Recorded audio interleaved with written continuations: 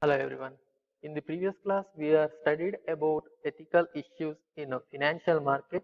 Under ethical issues in a financial market, we have completed hostile takeover. Today, I am going for the second point of this particular aspect, that is money laundering. Remember, money laundering is also unethical. What is money laundering? Money laundering is a process of converting the black money into the white money. Sources of black money are terrorism, smuggling, inflation of billing, corruptions, and bribing. So, what is inflation of billing? That means actual billing amount may be a lesser one, but making the bill for the more amount. For example, for our home constructions, we are purchased wood. The wood costs around 17,000, but that person made a bill for 5,000 by specifying that if you are made it for 17,000, your GST will be more than that. For 5,000 rupees, the GST is around 900 rupees. If we made it for 17,000, our GST is around 5,000. This is inflation of billing. Then corruption and bribing, as you know. So these are the sources of black money. Through this, the black money is created. What is black money? Black money is not black in color. Black money means illegal source of the money. How does black money enters into economy? Remember, without introducing black money into economy, you cannot convert that one into white money. So, introducing the black money into economy is important to convert the money into white money. So, let me to show you some of the sources. Online marketing, investing in online marketing, through that the black money can enter into the economy. For online marketing, the infrastructure is needed, maybe a internet, computers, maybe a softwares, anything. Through that, the black money enters into the economy. Then comes the small retail shops. As you know, in the small retail shops, no one will ask for the receipts. Through that, the black money can introduce to the economy. Then Hawala transactions, I will explain about the Hawala transactions bit later. Then about the multiplex, investing the black money in movie makings or any of the serials or short films, that also will introduce the black money into the economy. Maintaining improper books of accounts. You might be studied about rectification of errors, means there are some errors and the mistakes in the books of accounts, and intentional mistakes are not allowed. So here improper books of accounts means making a intentional mistakes. How to find is there a mistakes in the books of accounts? If the suspense account is present in the books of accounts, then that is treated as improper books of accounts.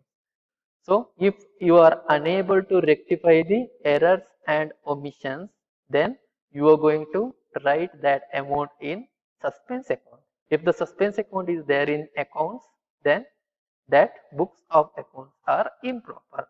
Then share market, investing in the share market is also introduce the black money into economy. We'll go for the Hawala transaction. So what is Hawala transaction? Hawala transaction is transferring the money from one country to another country illegally. There is no physical movement of the money. There is no documents maintained for that. See, imagine there is country A and country B. So in both the countries, Hawala transaction is there. Hawala person of country A and Hawala person of country B. Now, if person X wants to transfer $10,000 to person Y who is there in country B. Okay, person Y is there in country B. Then what Mr. X will do? Mr. X will contact Hawala person of country A and he will pay $10,000 by saying that pay this amount to Mr. Y who is there in country B. And what this particular person will do? Hawala person of country A will call person B and inform him to pay $10,000 with a pre-decided exchange rate, because country B is the different country, so he need to pay in home currency. Okay, let's say country B's currency is rupees, country A's currency is dollar.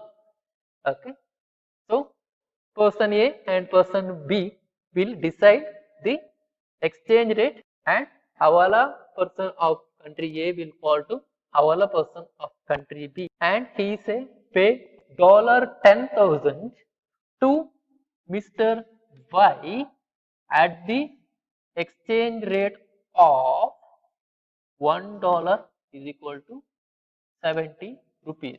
So this exchange rate is predetermined by these persons. What the Hawala person of country B will do? He will pay rupees 7 lakh or lesser than this, because for his work he will keep his margin. Here no document is maintained.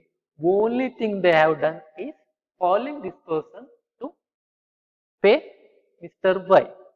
So how this amount is settled? You may have the confusion. For that I am going to give you another example. Let's imagine there is person B in country A, there is person Q in country B, and person Q wants to pay some amount for person B. And what person Q will do? Exactly the vice versa of this transaction. Person Q will contact Hawala person of country B. He will tell to Hawala person B to pay rupees 13 lakh to person P who is in country A. What this Hawala person of country B will do? He will call to country A's Hawala person and he will inform him to pay rupees 13 lakh at the rate of maybe the exchange rate. Let's say the exchange rate is changed and these two persons are agreed for this particular exchange rate, 65 rupees 65 per dollar. So this amount and this amount now it is settled, and 6 lakh is remaining in the hands of person B. In coming transaction they are going to settle these amounts. What this Hawala person of country A will do? Hawala person of country A will pay to person P $20,000 or lesser than this, because he also used to keep his margin, right? Fine. This is about Hawala transaction. So even in the next slide the same thing is mentioned. Once we completed this particular unit, I am going to send this particular PPT. That's it for today's class. In coming classes, we will speak about process of the money laundering.